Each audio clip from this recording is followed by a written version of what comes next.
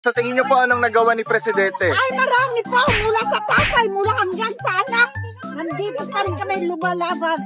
Loyalista. Wala nga yung patayan masyado. walang mga AJK. So, people, sa 3 years nga. Tumataas po na tumataas yung sahod. Ang kailangan tumaas pa. Tumataas ang bilihin. Tumaas ang bilihin. Ay, tumataas ang bilihin. Tataas na ng sahod. Pero saan? Tumaas naman po. Kahit ano. Yung mga nagagawa naman po siyang maganda eh. Ano po? Na mga sumasaklolo po sa mga kabahaan. Yan po. Ano ang pinaka gusto niyong nagawa ng Presidente?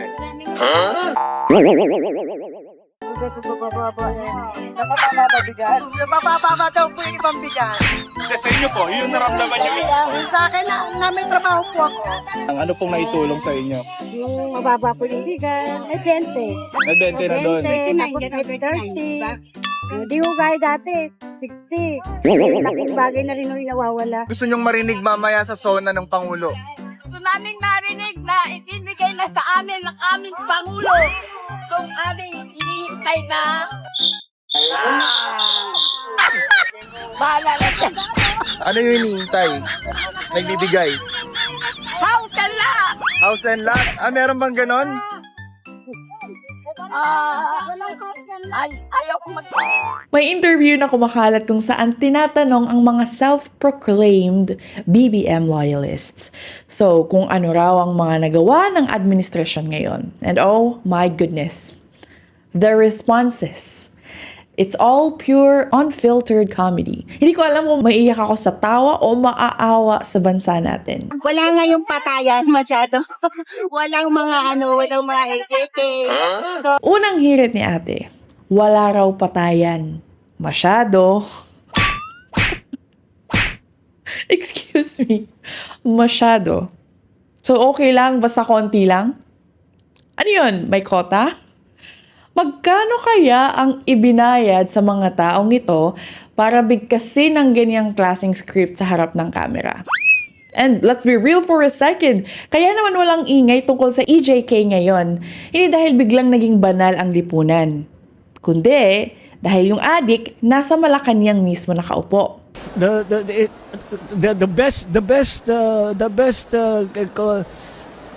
best Protection from the top, ika nga. Kaya huwag niyo kaming gaguhin na para bang bumaba ang krimen dahil sa magandang governance. Sabi pa ni ate, tumaas daw ang sahod kahit papaano. Tumataas po na tumataas yung sahod. Kailangan tumaas pa. Kahit papaano. Guys, seryosong tanong. Ramdam niyo ba ang pagtaas ng sahod? Baka naman ako lang ang outdated dito Baka sa ibang Pilipinas sila nakatira kung saan sumasabay ang suweldo sa presyo ng bilihin. Dahil ang realidad ng nakakarami, nananatiling barya ang kita habang ang presyo ng pagkain ginto na ang halaga. Mababa po yung bigas. Ay, 20. May 20 na doon. 30. Di ko kaya dati. 60. Napababa raw po ang presyo ng bigas. Halatang hindi nakakapag-practice si ate bago humarap sa mic Nabubulol-bulol pa sa sarili niyang kasinungalingan. Nasaan ang 20 pesos na bigas, te? Baka per cup ang ibig mong sabihin, te. Hindi per kilo. Lap trip kayong mga loyalista dyan Sariling multo na lang ang kinakausap para lang ma-justify ang pagboto nila. But let me use this hilarious interview to remind everyone of a fundamental truth, okay? And I need you to internalize this. You don't owe the government anything. Wala kayong utang na loob sa kahit sinong nakaupo sa pwesto. Trabaho nilang magserbisyo sa mga Pilipino. Yung mga pinagmamalaki niyong ayuda, pera niyo yan Yung mga pa-relief goods na may pagmumukha nila, pera niyo yan. May pondo ang gobyerno para dyan dahil dyan napupunta ang taxes, ang remittances at ang dugot pawis ng bawat nagtatrabahong Pilipino. Hindi yan galing sa personal na bulsa o savings account ng mga politiko. Walang libreng binibigay sa inyo ang gobyerno. Binalik lang nila ang barya mula sa bilyong-bilyong kinuha nila sa inyo. Ganon po iyon.